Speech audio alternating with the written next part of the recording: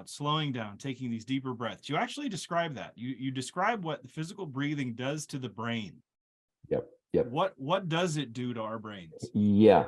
Well, I mentioned earlier our brain has the central nervous system, which is our brain or the body, our brain and our spinal cord, and the peripheral nervous system.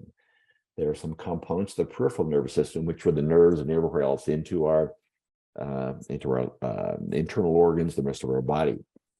Well, there's a particular nerve that's engaged with breathing. And this particular nerve just wanders through our hollow organs, like our heart, like our lungs, like our stomach.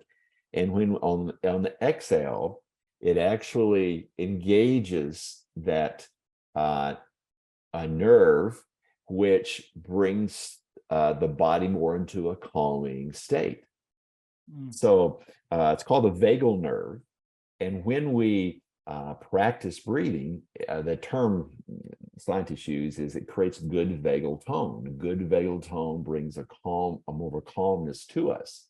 So breathing is a very, very important part of activating that. Also, when we breathe, deep breathing, it brings more oxygen to our brain. Our brain needs glucose, it needs oxygen to function well. So that's another positive thing. That's why exercise is so good for the brain.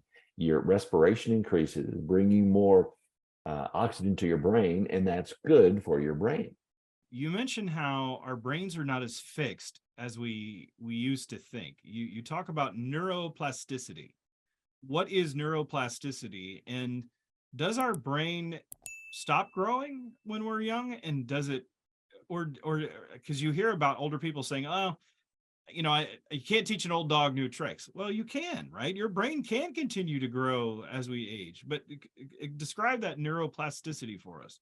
Yeah, neuroplasticity is a very important term. It's the ability, the God-given ability for our brain to change itself based on external or internal stimuli. It increases its connections, its speed, the way that it talks to other parts of the brain.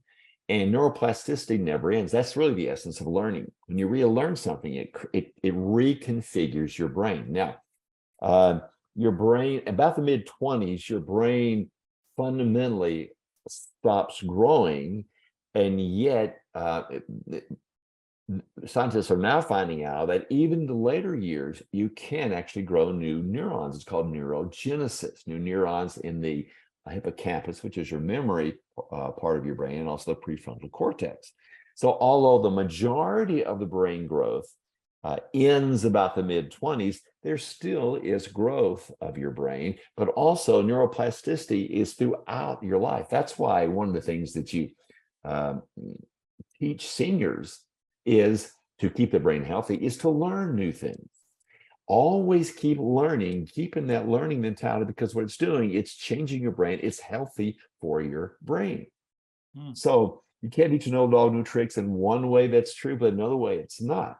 In fact, there are two kinds of intelligences. One is called crystallized intelligence. One's called fluid intelligence. Fluid intelligence is really for a younger brain up in the 20s, early 30s, when these scientists had these great ideas that are really outside the box. That's fluid intelligence. Crystallized intelligence is what we've been called wisdom. As we get older, we have this huge body of a wisdom experience. So we just kind of know certain situations. We know what's going to happen in a situation because we've experienced it so much in the past. So when we use the excuse, you can't teach an old dog new tricks, or sometimes are minimizing the fact that our brain can still grow. It can still reconfigure. And we have all this rich body of wisdom that profoundly can help us solve problems, work with people, and for leaders to lead better.